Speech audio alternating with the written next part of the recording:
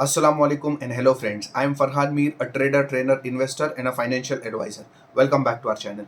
Nifty ने finally 17,600 को break down कर दिया। अब आगे क्या होने की पॉसिबिलिटीज हैं, इस वीडियो में दोस्तों हम लोग डिटेल में डिस्कस करेंगे कि पूरी वर्ल्ड इकोनॉमीज में आखिर चल क्या रहा है। हर जगह पे आप सुनते हैं कि दुनिया में रिसेशन आने वाला है, इन्फ्लेशन बढ़ रही है, इंटरेस्ट रेट बढ़ रही है। ये एग्जैक्टली है क्या और इसकी वजह से मार्केट पे क्या इंपैक्ट पड़ता है, ये कंप्लीट एनालिसिस दोस्तों आपको इस वीडियो में मिलेगी। ये वीडियो बेसिकली आने वाले 6 महीने के लिए आपके लिए एक रोड मैप डिसाइड कर देगा कि आपको आने वाले 6 महीने में क्या करना चाहिए। अगर आप ट्रेडर हैं तो कैसे डिसीजन ले, इन्वेस्टर है तो आपको क्या करना चाहिए, मैं इस वक्त मार्केट में क्या कर रहा हूँ, ये एनालिसिस आपको मिलेगी। इसके अलावा निफ्टी बैंक निफ्टी का एनालिसिस करेंगे, ग्लोबल मार्केट्स देखेंगे, gold silver rupee dollar crude oil, ये सब एनालिसिस करके ये देखेंगे कि आने वाले हफ्ते में और आने वाले 6 महीनों में मार्केट के लिए क्या पॉसिबिलिटीज बन रही है। तो वीडियो को पूरा देखिए, एक बहुत ही पावरफुल नॉलेजेबल वीडियो होने वाला है, आपके नॉलेज में जरूर इजाफा होगा। तो चलो दोस्तों शुरू करते हैं।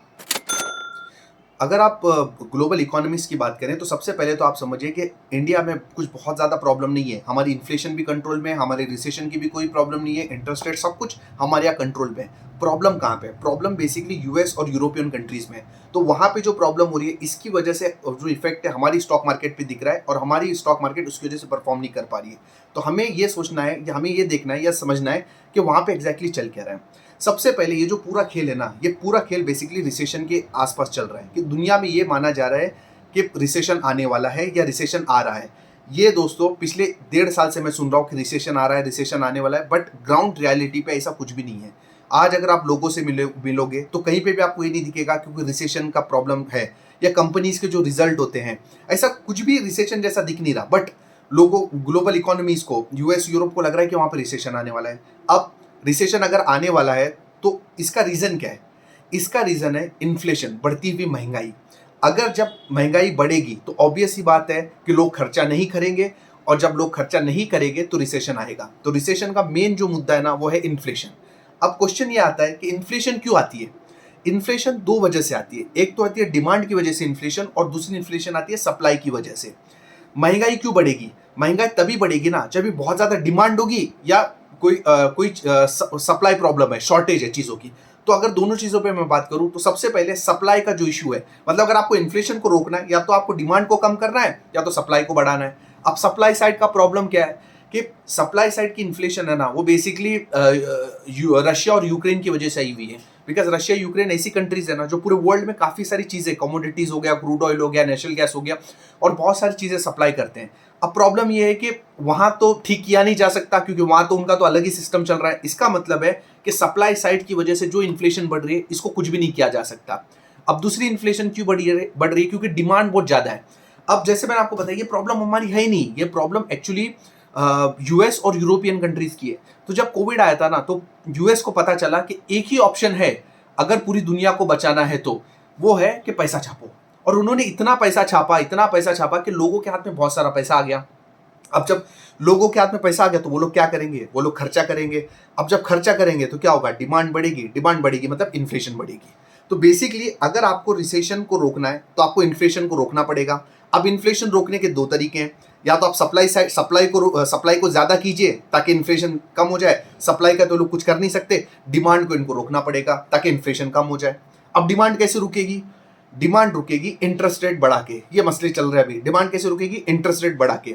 अब जैसे आपने इंटरेस्ट रेट बढ़ा दिए, ऑब्वियस ही बात है लोन महंगे हुए, लोग नहीं खरीदेंगे। जैसे लोग नहीं खरीदेंगे डिमांड कम होगी, इन्फ्लेशन गिर जाएगी। जैसे इन्फ्लेशन गिरेगी, प्रॉब्लम सॉल्व हो गया, रिसेशन नहीं आएगा। अब ये आप समझिए, रिसेशन, इन्फ्लेशन, इंटरेस्ट रेट, इतना बड़ा चक्रव्यूह है ना। क्योंकि अगर आपने सोचिए कि आप क्या कर रहे हो, आप इन्फ्लेशन रोक रहे हो ताकि रिसेशन खत्म हो जाए।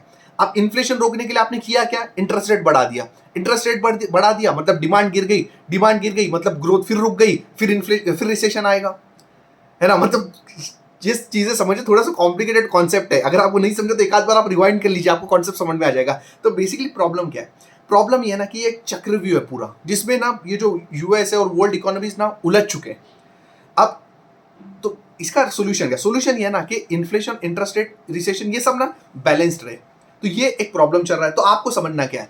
आपको सिंपल सी कहानी ये समझनी है कि जब तक इंटरेस्ट रेट बढ़ते रहेंगे स्टॉक मार्केट परफॉर्म नहीं करेगी। क्यों? क्योंकि इंटरेस्ट रेट जब तक बढ़ेंगे डिमांड आएगी नहीं, क्योंकि डिमांड कम हो जाएगी और डिमांड जैसी कम हो जाएगी कंपनियां ग्रो नहीं करेगी तो स्टॉक मार्केट कहां से चलेगी। तो ये पूरा मुद्दा है। अब आपके सामने ये मैं चार्ट पेश कर रहा हूं, आप इस चार्ट को देखिए कि कोविड के टाइम पे जो इंटरेस्ट रेट थी ना यूएस में, वो 0% के आसपास थी, मतलब मार्च 2020 के आसपास। इतना पैसा छापा ना, मतलब इतना ज्यादा लोगों के पास पैसा दे दिया कि इंटरेस्ट रेट ही जीरो कर दी। अब इनको पता चला कि भाई इन्फ्लेशन रोकने के लिए इंटरेस्ट रेट बढ़ाना पड़ेगा। कंटिन्यूअसली आप देख सकते हो कि इंटरेस्ट रेट बढ़ती जा रही है और अब ये जो इंटरेस्ट रेट चढ़ चढ़ के 4.75% के आसपास आ चुकी है। ये जो फेड के चेयरमैन है ना पॉवेल साहब, वो इतनी बातें बदलते हैं ना, अपने जो लोकल गली का नुक्कड़ का कोई पॉलिटिशियन है ना, वो भी इतनी बातें नहीं बदलता जितनी बातें तो ये बदल रहे हैं, पता नहीं कर क्या रहे हैं। तो सब लोगों का ऐसा मानना था, इकोनॉमिस्ट लोगों का ऐसा मानना था, हमारा भी यह मानना था कि ये साल की शुरुआत में, इनफैक्ट पॉवेल साहब ने बातें बोली भी है कि ये साल की शुरुआत में 2023 की शुरुआत में से इंटरेस्ट रेट को कम किया जाएगा। देखिए, बढ़ती हुई interest rate is the problem, तो माना ऐसा जा रहा था कि ये साल की शुरुआत में इंटरेस्ट रेट को कम किया जाएगा। ये सिचुएशन अब तक चल रही थी, बट जिस हिसाब से वेडनेसडे के दिन जो मार्केट में करेक्शन ट्रिगर हुई, उसका मेन मुद्दा यही था कि पॉवेल साहब ने ऐसी हिंट दी, फेड की मीटिंग में ऐसी हिंट आई कि अब जो इंटरेस्ट रेट जो ये साल के स्टार्टिंग में कम होने वाला था, अभी यहाँ से 2 रेट हाइक और पॉसिबल है। इसका मतलब है जो मार्च में और मई में अभी यहाँ से 2 इंटरेस्ट रेट और बढ़ने वाली हैं और जून से ये इंटरेस्ट रेट घटने का चांसेस है। अभी फिलहाल कितना चल रहा है, 4.75। मान लेते हैं कि मार्च में 0.25 बढ़ गई और मई में 0.25 बढ़ गई, मतलब ये जो इंटरेस्ट रेट है 5.25% के आसपास से आ जाएगा और जून की मीटिंग से ये इंटरेस्ट रेट यहाँ से घटना चालू होंगे। अब ऐसा जो फेड साहब है उनकी बातों से ऐसा लग रहा है, प्लस जो वर्ल्ड के जो एनालिस्ट हैं वो ऐसा सोच रहे हैं। अब जेपी मॉर्गन की आप रिपोर्ट देखोगे तो उनके हिसाब से ये जो यूएस में जो इंटरेस्ट रेट है वो 6% तक बढ़ेंगे। इसका मतलब है कि आने वाले 6 से 8 महीने अभी यहाँ से रेट हाइक होने वाले हैं। तो ये कंप्लीट कहानी है इंटरेस्ट रेट के बढ़ने की। अब अगर आप इसको अपनी स्टॉक मार्केट से रिलेट करते हो तो यहाँ पे क्या पॉसिबिलिटीज बन रही है। आज हम लोग 17,600 के आसपास हैं। देखिए, किसी भी टाइम पे आप समझिए मार्केट में 3 पॉसिबिलिटीज होती हैं। एक पॉसिबिलिटी तो ये हो जाती है कि मार्केट सीधा सीधा ऊपर चली जाए, दूसरी पॉसिबिलिटीज होती है कि मार्केट रेंज बाउंड कर ले, और तीसरी पॉसिबिलिटीज होती है कि मार्केट ब्रेक डाउन कर ले। किसी भी टाइम पे 3 पॉसिबिलिटीज मार्केट में एग्जिस्ट करती हैं। अब जैसे कि आप समझ सकते हो हमारे यहाँ तो कोई दिक्कत है ही नहीं। जैसे लास्ट टाइम में मैंने आपको बताया था कि आईएमएफ के हिसाब से हमने 2022 में हमने सबसे फास्टेस्ट ग्रोथ की है 6.8% की, एंड 2023 एंड 2024 में we are going to grow at the rate of 6.1 and 6.8% respectively. मतलब we are the fastest growing economy in the world. We have grown the fastest way in 2022 and 2023, 2024. We are going to grow. We are the fastest growing economy in the world. So basically हमारे यहाँ उतनी दिक्कत नहीं है। अब अगर मैं हमारी बट ऑब्वियस सी बात है, अगर यूएस परफॉर्म नहीं कर रहा है, अब US is mother of all market, अगर वो परफॉर्म नहीं कर रहा तो हमारे मार्केट के में भी कहीं ना कहीं दिक्कत आती है, कहीं ना कहीं इश्यूज आती हैं। अब आप समझिए कि यूएस में जो रेट हाइक्स हैं, अगर हम उसको हमारी मार्केट से कंपेयर करें तो अब यहाँ पे क्या पॉसिबिलिटीज हैं। तो पॉसिबिलिटीज जैसे बताया मार्केट में 3 है। सबसे पहले, अगर जो एनालिस्ट लोग मान रहे हैं और जिस हिसाब से पॉवेल साहब का भी बोलना भी है कि मार्च में और मई में रेट हाइक होने वाले हैं और जून से ये जो इंटरेस्ट रेट है उसको कट किया जाएगा, अगर ऐसी चीजें होती हैं तो हमारी मार्केट केस नंबर 1 में जाने के लिए फुल तैयार है। मतलब जो 17,600 के आसपास जो हमने अभी लो लगाया, 17,500 के आसपास हमने लो लगाया, वहां से हम लोग सीधा ऊपर निकल जाएंगे। बिकॉज आप समझिए कि मार्केट ना हमेशा 4 से 6 महीने ना एडवांस में मूव करती है या एडवांस में बिहेव करती है। तो अगर ये है कि मार्च में और मई में इंटरेस्ट रेट बढ़ेंगे, उसके जून से कम हो जाएंगे, इसका मतलब है मार्केट ये चीज को फैक्टर इन करेगी और हम यहाँ से ऊपर जाने को तैयार है।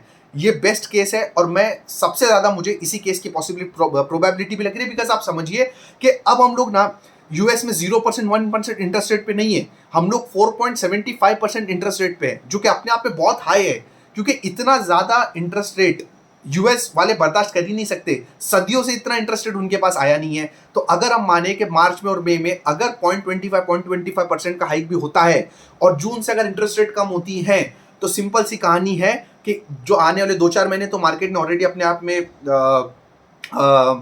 लिए हुए हैं, अब यहां से मार्केट ऊपर जाने को तैयार है। ये केस नंबर 1 है। केस नंबर 2 क्या बनता है? केस नंबर 2 ये बनता है ना कि जैसे जेपी मॉर्गन ने ये बताया कि ये जो इंटरेस्ट रेट है वो 6 महीने तक 6% के आसपास जा सकती है। अब 6% के आसपास, इसका क्या मतलब है? इसका मतलब है कि आने वाले 6 से 8 महीने तक रेट हाइक होगा, क्योंकि अभी हम लोग 4.75 के आसपास है। अब अगर हर फेड की मीटिंग में 0.25% भी बढ़ गया, मतलब आने वाले 6 से 8 महीना, अब इतना लंबा तो मार्केट एडवांस में प्रेडिक्ट नहीं करती, तो वो केस में क्या हो सकता है, वो केस में हो सकता है कि हम लोग यहाँ पे एक रेंज बाउंड कर लें। रेंज बाउंड कर ले मतलब नीचे में आप मान लो 17,350 के आसपास, जो कि बजट डे का लो के आसपास था, और ऊपर में आप मान लो 18,350 के आसपास। ये 1000 पॉइंट की रेंज में आने वाले आपके 6 महीना गुजर जाए, अगर जेपी मॉर्गन साहब की रिपोर्ट सही होती है कि जो इंटरेस्ट रेट है यूएस में 6% के आसपास चले जाए। अब जो तीसरा केस है कि भाई एक पहला केस तो निकल लिया, दूसरा केस तो रेंज बाउंड है, और तीसरा केस क्या है कि मार्केट ऐसे ब्रेक डाउन कर ले और नीचे की नीचे चलती जाए, जिसकी पॉसिबिलिटीज मुझे तो नहीं के बराबर लग रही है। और ये भी तब होगा जब यूएस में इन्फ्लेशन जो इंटरेस्ट रेट है वो बढ़ते ही चले जाए, वो कभी रुके ही नहीं, which is not at all possible, because history में नहीं हुआ कि यूएस में इतना बड़ा इंटरेस्ट रेट रहा हो। अब 6% के आसपास भी अगर आप चले जाते हो ना, तब भी मार्केट यहाँ पे रेंज बाउंड कर लेगी, उससे ऊपर तो इंटरेस्ट रेट यूएस में जा ही नहीं सकते। तो बेसिकली जो तीसरा केस है ना, वो केस तो मेरे ख्याल से समझे खारिज ही है कि नहीं हो सकता। मार्केट यहां से ब्रेकडाउन कर ले और हम लोग 17,350 को, नहीं हो सकता है तो बोलना गलत होगा, है ना, छोटी मोटी पॉसिबिलिटीज तो उसकी भी हैं, बट वो तो देखना पड़ेगा। बट 17,350 को ब्रेक करके हम लोग सीधा नीचे चलते जाए, इसका चांसेस बहुत ही ज्यादा कम है। अब दो केसेस अपने सामने बहुत ही क्लियर दिख रहे हैं। एक तो ये केस है कि मार्केट यहाँ पे आपको रेंज बाउंड कर दे आने वाले 6 महीने में, नीचे में 17,350, 18,350, ये एक केस बन रहा है। और जो और एक केस क्या बन रहा है कि मार्केट यहाँ से ऊपर चली जाए और सीधा सीधा अपने ऑल टाइम हाई को काट दे। तो ये अभी पॉसिबिलिटीज बन रही है। अब चार्ट पे चलते हैं और देखते हैं कि क्या पॉसिबिलिटीज और भी ज्यादा क्लियर हो रही हैं। तो जैसे कि हमने 3 केसेस की बात की थी, एक केस तो ये हो जाएगा कि ये जो लेवल है, मतलब 17,350 के आसपास के ये लेवल को ब्रेक डाउन कर दे और मार्केट यहाँ से नीचे चलती जाए, जिसकी पॉसिबिलिटीज मेरे ख्याल से बहुत ही कम है। ये उसी केस में हो सकता है जब यहाँ से इंटरेस्ट रेट कंटिन्यूसली बढ़ती रहे, जो कि पॉसिबल नहीं है। अब जो दो सिनारियो अपने सामने बन रहे हैं, वो एक सिनारियो तो ये बन रहा है कि यहाँ से सीधा सीधा मार्केट ऊपर चली जाए, और दूसरा सिनारियो बन रहा है कि इसी रेंज में, मतलब बेसिकली आप बोल दो 17,350 नीचे पे और 18,350 या 18,200-300 के बीच में, तो ये 1000 पॉइंट की रेंज में मार्केट आने वाले 6 से 8 महीने में रेंज बाउंड कर दे। अब ये दो पॉसिबिलिटीज हमारे सामने ओपन हो रही है। अब आप सिंपल सा समझिए कि जो तीसरी पॉसिबिलिटी है, जो कि मार्केट 17,350 को ब्रेक डाउन करके सीधा सीधा नीचे चल जाए, जिसके चांसेस बहुत ज़्यादा कम है, उसका एक फंडामेंटल रीज़न तो मैंने अभी आपके सामने डिस्कस किया। दूसरा रीज़न मेरे पास टेक्निकल ये भी है कि आप समझिए कि 17,600 के जो लेवल थे वो एक्सट्रीमली इंपॉर्टेंट लेवल थे। अब जब मार्केट ने उस लेवल को ब्रेक डाउन कर दिया है, तो सिंपल सी बात है, जब इस लेवल को ब्रेक डाउन मार्केट ने कर ही दिया है तो मार्केट रुकी क्यों है?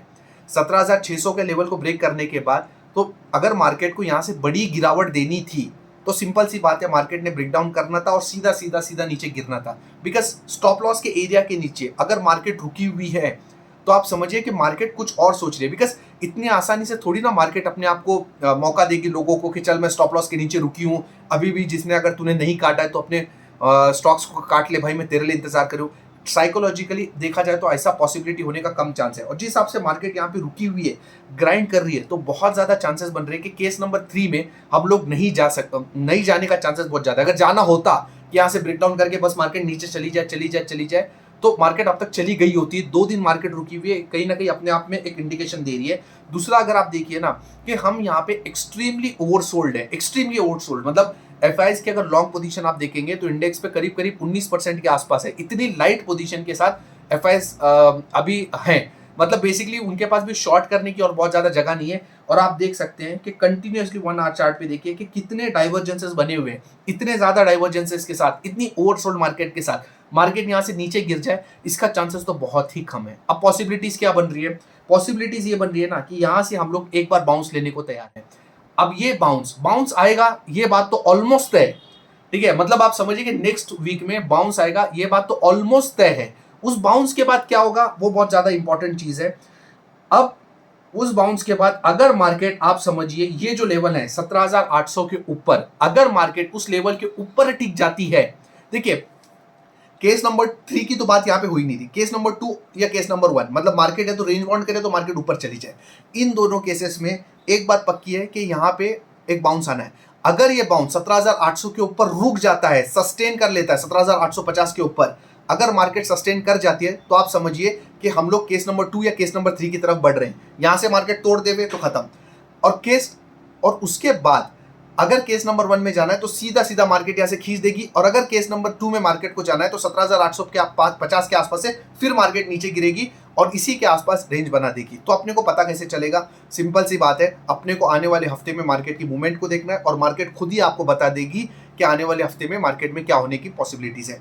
अब जहां तक मेरी बात है, मैंने क्या किया है, लास्ट वीडियो में जैसे हमने डिस्कस किया था कि मार्केट एक बार अगर 17,850 को तोड़ेगी तो 17,600 तक आएगी और वहां से एक रिकवरी लेगी। उसका रीजन भी यही था कि मार्केट अगर 17,600 के आसपास आ जाती है ना तो इतनी ओवरसोल्ड हो जाएगी ना कि वहां से और नीचे जाने को चांसेस नहीं है, जो कि हमने अभी देखा। डाइवर्जेंसेस बने हुए, एफआईएस की पोजीशन शॉर्ट है, तो एक बाउंस तो लेना उसका पक्का है। बट मैंने बहुत ही क्लियरली मेरे ख्याल से टेलीग्राम पे भी अपडेट कर दिया था कि 17,600 के नीचे जैसे मार्केट टिक गई ना, देखो मुझे क्या लगता है वो तो अपनी जगह ठीक है, बट मुझे क्या दिखता है वो बहुत ज्यादा इंपॉर्टेंट है। मुझे चार्ट पे क्या दिख रहा है वो ज्यादा इंपॉर्टेंट है। इंपॉर्टेंट ये कि 17,600 के लेवल ब्रेक हो गए। अब कितना भी जस्टिफिकेशन मैं उनको दूं कि भाई हम नीचे नहीं जा सकते, हम साइडवेज होंगे, हम ऊपर जाएंगे, वो सब सेकेंडरी बातें हैं। सिंपल सी कहानी है, मुझे ऐसा जो मुझे दिख रहा है कि 17,600 ब्रेक हुए, तो मेरे जो भी स्टॉक्स थे, बहुत सारे स्टॉक्स ऐसे थे जिनके स्टॉप लॉस 17,600 के नीचे कट गए, मैंने वहां पे एग्जिट ले ली। सिंपल बात है।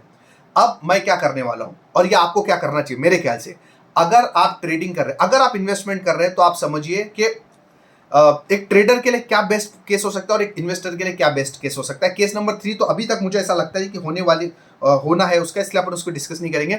मेरे ख्याल से एक इन्वेस्टर के लिए सबसे बेस्ट केस होगा केस नंबर 2, कि मार्केट इसी रेंज में साइडवेज हो जाए आने वाले 6 महीने के लिए। This is the best case for investor, because बहुत सारे मेरे व्यूवर जो ऐसे हैं जिन्होंने अभी तक मार्केट में ज्यादा पैसा नहीं लगाया, so they will get an opportunity कि यार इस लेवल पे और पैसा हम लोग स्टॉक मार्केट में लगाए, आने वाले 6 महीने में और आप पैसा लगाओगे और जब मार्केट चलेगी तो उन्हें एक अच्छा बेनिफिट होगा। This is the best case for investor. जहां तक ट्रेडिंग की बात है, मैं आपको क्लियर मेरा व्यू बता दूं कि अगर आप पोजिशनल ट्रेडर हैं तो आपकी पोजीशन 17,850 के ऊपर अगर मार्केट सस्टेन करती है और ये क्लैरिटी देती है कि हमें केस नंबर 1 में जाना है, तभी आपने एज अ पोजिशनल ट्रेडर आपने अपनी वहां पे पोजीशन बनानी चाहिए। बिकॉज अगर मार्केट आपको ये इंडिकेशन देती है कि नहीं आने वाले 6 महीने में मुझे कहीं नहीं जाना, इसी रेंज में फंसना है, तो आप कुछ भी कर लीजिए, पैसा नहीं बनेगा। एक सिंपल सा आपको कहानी बताता हूँ, एक सिंपल सा एग्जांपल से आपको मैं समझाता हूँ। समझिए कि समंदर की लहरें, अगर समंदर की लहरें आपके अपोजिट डायरेक्शन में, आप कुछ भी कर लीजिए, पैसा नहीं बनने वाला। सिंपल बात है। पैसा कब बनेगा? जब आप लहरों के साथ तैरोगे, या कम से कम पानी रुका हुआ है तब भी आप तैरोगे तो कुछ मतलब है। इसका मतलब है अगर मार्केट ब्रेकडाउन करती है तब तो कुछ नहीं होना, ऊपर जा रही है तो पैसा बहुत दबा के बनेगा। मार्केट अगर रुकी है, मतलब साइडवेज है इसी रेंज में और आप उसमें हाथ पे मार रहे हो, तो वही होगा, कुछ स्टॉक आपके चलेंगे, कुछ नहीं चलेंगे, फिर वो मैंने बोला था वाले एक्टिवेट हो जाएंगे कि देखो मैंने बोला था, बोलते 50 है, चलते 10 है, 40 तो चलते नहीं है, लेकिन फिर वही कहानी चलती रहती है। तो सिंपल सी बात है, आपने पोजीशन कब बनानी है? 17,850 के ऊपर अगर मार्केट सस्टेन कर जाती है तभी आपने अपनी यहाँ पे कुछ पोजीशन बनानी है एज अ पोजिशनल ट्रेडर, क्योंकि उसके बाद आपको मोमेंटम मिलेगा। जब तक उसके ऊपर मार्केट नहीं जाती, सिंपल सी बात है, I would like to keep myself out of the market. मैं बस बाहर बैठ के देखना चाहूंगा कि मार्केट में क्या चल रहा है। हाँ, 17,350 के आसपास आपको पता है कि यार एक रेंज का लोअर एंड है, तो अगर आप बहुत ही शॉर्ट टर्म में उसको प्ले करना चाहते हैं as a swing trader type का, तो 17,350 के आसपास जब भी मार्केट आती है, कुछ अच्छे स्टॉक आ जाते हैं, वहां पे आप ले सकते हैं। 17,850 के आसपास ऊपर दे सकते हैं, बेच सकते हैं। तो इस रेंज में अगर आप प्ले करना चाहिए कर सकते हैं। बट अगर आप ऐसा आपका व्यू है कि 2 महीना, 3 महीना, 5 महीना में पोजिशनल ट्रेडर टाइप का जो है, उनका व्यू तो क्लियर है 17,850 के ऊपर जब मार्केट क्लोज होगी तभी आपको देखना, उसके पहले आपको देखने की जरूरत नहीं। As a investor the best case is second case. Market यहाँ पे गिरे पड़े जो भी हो, SIP रूट से अपना पैसा डालते रहिए, इन्वेस्ट करते रहिए, बहुत अच्छा पैसा बनेगा। अगर आप भी मेरी गाइडेंस में म्यूचुअल फंड में इन्वेस्ट करना चाहते हैं तो डिस्क्रिप्शन में मैंने लिंक दी है, जाइए ऐप पे क्लिक कीजिए, अपना अकाउंट क्रिएट कीजिए, मैं आपको कॉल करूंगा, आपकी रिक्वायरमेंट समझूंगा और आप हमारे साथ जुड़ सकते हैं, शेयर कमराइट म्यूचुअल फंड में इन्वेस्ट कर सकते हैं और बहुत अच्छी अपनी वेल्थ बना सकते हैं, अपने गोल्स को अचीव कर सकते हैं। अब वापस आते हैं अपने एनालिसिस पे। वैसे same analysis exactly bank Nifty के लिए भी एप्लीकेबल है। अब यहाँ पे सिर्फ मैं आपको ग्लोबल इंडाइसेस दिखाना चाहूंगा। अब ये ग्लोबल इंडाइसेस है, डाउ जोन्स है, ये डाउ जोन्स का चार्ट है। आप देख सकते हैं कि डाउ जोन्स अपने सपोर्ट के आसपास आया हुआ है। ऑब्वियस ही बात है कि उनका सपोर्ट हमारे लिए जरूरी, क्योंकि वहीं से हम इंडिकेशन ले रहे हैं, हमारे पास तो वैसे सब कुछ ठीक है, वो लोग साथ देंगे तभी कुछ होगा। तो डाउ जोन्स अपने सपोर्ट के आसपास है। अगर डाउ जोन्स यहाँ से बाउंस लेता है, जो कि लेना चाहिए बिकॉज सब जगह पे वही कंडीशन है कि एक्सट्रीमली ओवरसोल्ड है, तो हम यहाँ से बाउंस ले लेंगे। वैसे आप नैस्डैक का चार्ट देखिए, नैस्डैक मुझे तो लग रहा था यही संभल जाएगा, लेकिन और ज्यादा इसमें गिरावट हुई है। तो ये पूरी जो एक चाल आई थी उसकी रिट्रेसमेंट भी हो चुकी है, तो हो सकता है कि नैस्डैक भी यहाँ से तैयार है ऊपर जाने के लिए। और इसका जो इस बार जो करेक्शन ट्रिगर भी है ना, ग्लोबल मार्केट से भी बनी हुई है, यूरोपियन मार्केट से। आप देख सकते हो कि यूके के मार्केट ने करेक्शन दी हुई है और देना तय भी था। लंबे टाइम से आप देखिए कि यहाँ पे डाइवर्जेंसेस बन रहे थे, तो एक हल्की मुल्की जो, और इनफैक्ट मार्केट ओवरसोल्ड हो गई थी ऑलमोस्ट पूरी यूरोपियन मार्केट, तो एक करेक्शन देना जरूरी भी था। तो एक करेक्शन मेरे ख्याल से हेल्दी करेक्शन वहाँ पे भी हो गई है। यहाँ पे आप देख सकते हो कि कितने अच्छे डाइवर्जेंसेस थे। हालांकि कैंडल अपने आप में बहुत ही खराब है, बेरी सिंगल फिंग कैंडल है, और वो भी इतनी बड़ी है कि उसने कम से कम 8-10 दिन की मूवमेंट खराब की है। तो कैंडल तो खराब है, जनरली ऐसी कैंडल के बाद एक आध फॉलो अप कैंडल तो और आती है, बट जिस by looking at the situation हो सकता है कि यूरोपियन मार्केट में हो सकता है साइडवेज थोड़ी बहुत और करेक्शन ट्रिगर हो जाए, बट जो यूएस की मार्केट है वो ठीक ठाक है। सेम चार्ट आप जर्मनी का भी देख सकते हो, similar kind of candle with a huge volume with divergences. तो ये बता रहा है कि यूरोपियन मार्केट में थोड़ी सी दिक्कत है, बट यूएस मार्केट में दिक्कत नहीं है, और हमारी मार्केट भी एक बाउंस लेने को तैयार है। सेक्टर्स में मैं बात नहीं करूंगा बिकॉज स्टॉक स्पेसिफिक कहानी चल रही है। जब तक मार्केट में आपकी डायरेक्शन क्लियर नहीं है तो मुझे नहीं लगता कि कुछ बहुत ज़्यादा यहाँ पे सोचना चाहिए। जैसे हमने डॉलर की बात की थी, 105 के आसपास डॉलर आना चाहिए, इसी के आसपास लेवल के आसपास 100 के आसपास बात किए थे। 105 के आसपास डॉलर आ चुका है। अब जब डॉलर यही लेवल पे था तब आप देख सकते हैं आरएसआई कितनी वीक थी। अब आरएसआई ऑलमोस्ट ओवरबॉट होने जोन पे है, और एक जो प्रोबेबल जो इसका बाउंस था, मेरे ख्याल से ये फाइनल बाउंस इसका 106 के आसपास मैक्सिमम यहाँ तक के पॉसिबल है, उसके बाद इसको भी गिरना चाहिए।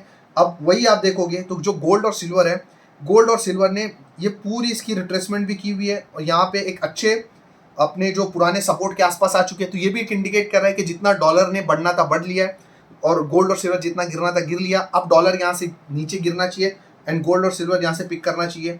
जहाँ तक कि क्रूड ऑयल की बात है, जैसे मैंने आपको लास्ट टाइम बताया था 75-95 ये रेंज में घूमता रहेगा। अब इसके चार्ट में फिलहाल कोई भी डायरेक्शन नहीं है, और जो क्रूड ऑयल का जो एक हाइप था मेरे ख्याल से वो खत्म हो चुका है, इसलिए ज़्यादा डिस्कस करके मतलब नहीं है। विक्स की जहाँ तक के बात करें, ग्लोबल विक्स की बहुत ज़्यादा कोई विक्स में टेंशन नहीं है। ग्लोबल विक्स करीब करीब 21 के आसपास है। तो ये कंप्लीट एनालिसिस है दोस्तों।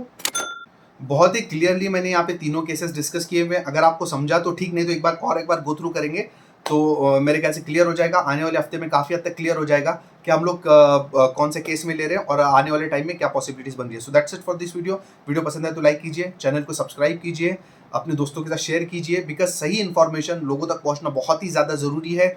म्यूचुअल फंड में इन्वेस्ट करना चाहते हैं तो लिंक डिस्क्रिप्शन में दी हुई है। अगर आप स्टॉक मार्केट सीखना चाहते हैं तो अगेन लिंक डिस्क्रिप्शन में दी हुई है। टेलीग्राम चैनल से जुड़िए और वीडियो को बहुत ज़्यादा शेयर कीजिए। Thank you for watching this video. बहुत जल्दी मिलता हूँ अगले वीडियो के साथ, तब तक अपना ख्याल रखिए। अस्सलाम वालेकुम।